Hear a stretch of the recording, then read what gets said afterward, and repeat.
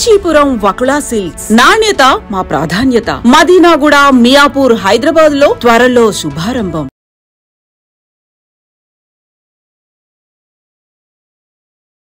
నిజాంపేటలో జరిగినటువంటి కూల్చివేతలు అనుకోవచ్చు. హైడ్రా ఇప్పుడు నిజాంపేటలో ఇందిరమ్మ ఇళ్ల దగ్గరనే కూల్చివేతలు జరుపుతోంది. అది పెద్ద ఉద్రిక్తతకు దారితీసింది. ఎందుకంటే ఇందిరమ్మ ఇళ్ళు అది ప్రభుత్వం కట్టించినటువంటి ఇళ్లను కూల్చడం ఏంటి అనేది కూడా అక్కడ ఉన్నటువంటి జనాలు ప్రశ్నిస్తున్న పరిస్థితి అయితే కనిపిస్తోంది.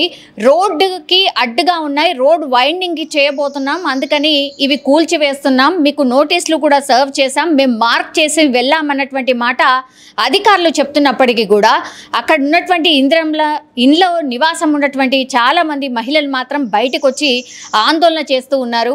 మీరు అట్లెట్లా కూల్చేస్తారు, ఇప్పుడు రోడ్డు ఎక్స్టెన్షన్ కోసం మా ఇళ్ళు కూలుతున్నాయి, అట్లనే ఈ రోడ్డు వెంబట ఏవైతే ఇళ్ళు ఉంటాయో వాటన్నిటినీ కూడా కూల్చేయాల్సిందే, మాకొక న్యాయం వాళ్ళకొక న్యాయమా, ఇట్లెట్లుంటుంది అని క్వశ్చన్ చేస్తున్న పరిస్థితి. అంటే అక్కడ ఇందిరమ్మ ఇళ్ళు ఏవైతే రోడ్డుకి చాలా దగ్గరగా ఉన్నాయో ఆ రోడ్ ఎక్స్టెన్షన్ ఎక్కడి వరకు అయితే చేయాలో కొన్ని ఇండ్లు మాత్రమే పోతున్నాయి, కొన్ని ఇందిరమ్మ ఇళ్ళని టచ్ చేయట్లేదు. అంటే అవి రోడ్డుగా అడ్డుగా లేవు అని భావించినటువంటి అధికారులు వాటిని మార్క్ చేయలేదు. ఇదే ఇప్పుడు ఘర్షణకు ఆర్ కాంట్రవర్సీకి దారితీసింది అనుకోవచ్చు.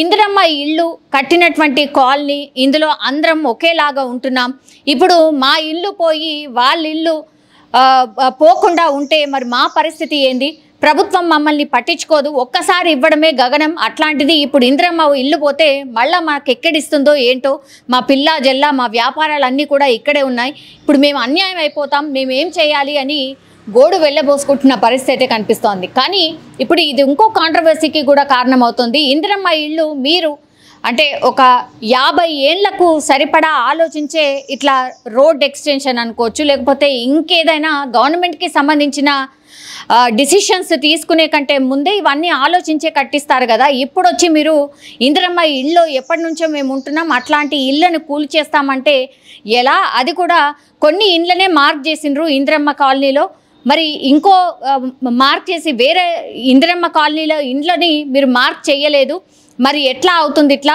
మేమందరం కూడా ఒకేలాగా ఉంటున్నాం, ఇప్పుడు మీరు వచ్చి కూల్చేసిన తర్వాత మేము అన్యాయం అయిపోతాం, మీరు కూల్చేస్తే అన్ని ఇళ్లను కూల్చేయండి, లేకపోతే ఏ ఇల్లును కూడా కూల్చకండి అనేటువంటిది ఆవేదన వ్యక్తం చేస్తున్నారు మహిళలంతా కూడా. అట్లాగే పోలీసులు కావచ్చు, అధికారులు కావచ్చు చాలా దురుసుగా మాట్లాడుతున్నారు, ప్రవర్తిస్తున్నారు, అసలు కనీస రెస్పెక్ట్ కూడా ఇవ్వట్లేదు, మేము చెప్పే మాట కూడా వినట్లేదు అనేటువంటిది కూడా మహిళలందరూ పెద్ద ఎత్తున వచ్చి ఆందోళన చేస్తున్న పరిస్థితి అయితే కనిపిస్తోంది. ఒక్కసారిగా ఇందిరమ్మ రాజ్యంలో ఇందిరమ్మ ఇళ్ళకే భరోసా లేదా అంటూ కూడా మహిళలు క్వశ్చన్ చేస్తున్న పరిస్థితి అయితే కనిపిస్తోంది. ఏ అధికారి కూడా మాతో మాట్లాడట్లేదు, నోటీసులు ఇచ్చామని చెప్తున్నారు, కానీ నోటీసులు ఇచ్చిన తర్వాత ఆన్సర్ అడిగారు, ఆ ఆన్సర్ చెప్పే లోపలనే వచ్చి ఇళ్లను కూల్చేస్తున్నారు, ఇది ఎక్కడ అన్యాయం అంటూ కూడా మహిళలు పెద్ద ఎత్తున ఆందోళన చేస్తున్న పరిస్థితి అయితే కనిపిస్తోంది. అక్కడ నిజాంపేట ఇందిరమ్మ కాలనీ ఫేజ్ 2లో ఉన్నటువంటి ఇండ్లను, కొన్ని ఇండ్లను రోడ్లపై ఉన్నాయి, ఇది రోడ్ ఎక్స్టెన్షన్ చేయబోతున్నామంటూ ఇన్ఫర్మేషన్ ఇచ్చాము అని అధికారులు చెప్తున్నారు, మాకు ఎట్లాంటి ఇన్ఫర్మేషన్ రాలేదు అని అందులో నివాసం ఉంటున్న వాళ్ళు చెప్తున్న పరిస్థితి. ఒక్కసారిగా ఇదంతా కూడా గందరగోళానికి, ఉద్రిక్త పరిస్థితులకు దారితీసిన పరిస్థితి. చాలామంది మహిళలు కూడా చెప్తున్నారు, మాకు ఇది ఒకటే ఆధారం, అది కూడా మీరు తీసేసుకుంటే మేము ఎక్కడ ఉండాలి, పిల్ల జల్లా ఎటు పోవాలి, మాకు ఆత్మహత్య శరణ్యం అంటూ కూడా మహిళలు రోధిస్తున్న పరిస్థితి అయితే కనిపిస్తోంది. కానీ హైడ్రా తన పని తాను చేసుకుపోతుంది, ఒక్కసారి చెప్తుంది, నోటీసులు ఇస్తుంది, ఆ తర్వాత లీగల్గా ప్రొసీడ్ అవుతుంది.